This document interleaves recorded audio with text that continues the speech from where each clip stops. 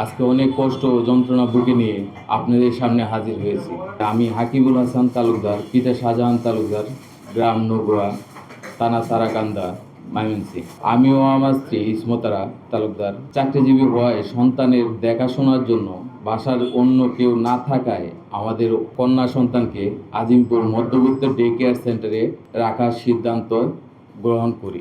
কিছুদিন পরই সেখানকার কর্মকর্তাদের অবহেলার কারণে তার মৃত্যু হয়। সেই ঘটনার করা মামলায় আমরা আদালতে শুধুমাত্র একজনকে ছাড়া বাকি সবাইকে অব্যাহতি দেওয়ায় ঘটনাটি আমাদের খুবই কষ্ট দিয়েছে। ডে কেয়ার সেন্টারের বেশ কয়েকজন কর্মচারী অবহেলার কারণে আমার 11 মাস বয়সী কন্যা সন্তানের মৃত্যু হয়।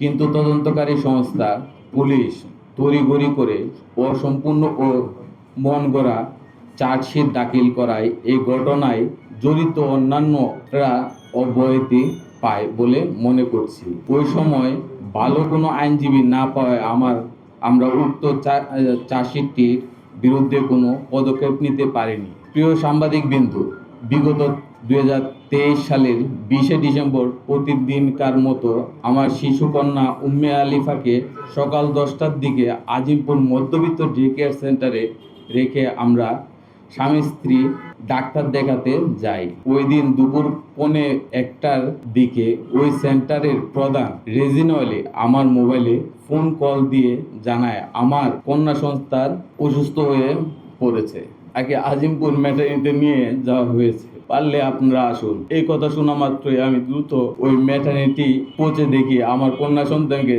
সেন্টারে একজন কর্মচারী তুলে নিয়ে রেখেছে। সেই সময় দেখতে পাই তার নাকে অক্সিজেনের পাইপ লাগানো রয়েছে। তাকে আমি নিজে খুলে নিতে চাইলে তারা বলে আমার মেয়ে শ্বাস নিচ্ছে, আমার খুলে দেওয়া যাবে না। এই বলে তাকে নিয়ে ঢাকা মেডিকেল কলেজ হাসপাতালে নিয়ে যাওয়া হয়। তাদের সাথে আমিও সেখানে যাই।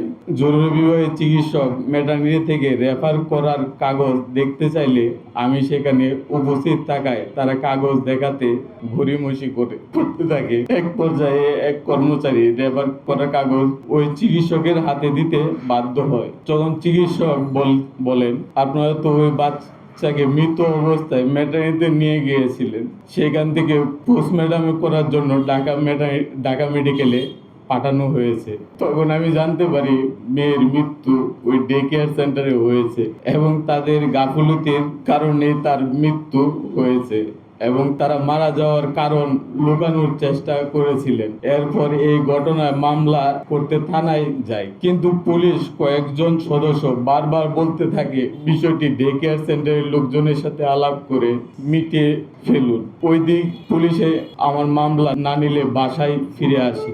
এর পরের দিন 2023 সালের 21 ডিসেম্বর পুনরায় থানায় গিয়ে অনেক সময় পর আনুমানিক রাত 2টা থেকে 3টার মামলাটি গ্রহণ করে। মামলা দায়েরের পর পুলিশের অভিযান চালিয়ে 3 জনকে গ্রেপ্তার করতে সমর্থ হয় এবং বাকিদের সেখান থেকে পালিয়ে যায়। পরবর্তীতে পোস্টমর্টম রেকর্ডে দেখা যায় গলায় খাদ্য আটকে কন্যা সন্তানের মৃত্যু হয়েছে আমার।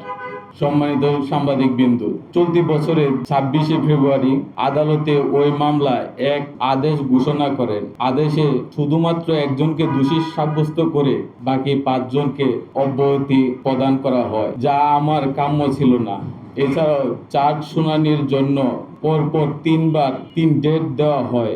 এর মধ্যে একদিন ফোন দিয়ে শুনানিতে উপস্থিত থাকার জন্য এজলাসে ডেকে নেওয়া হলেও কোনো কথা বলার সুযোগ দেওয়া হয়নি। অপরদিকে ওই আদালতের পিপি বলে তার উপর মহলে মামলার চাপ রয়েছে, মামলাটি দ্রুত নিষ্পত্তি করতে হবে।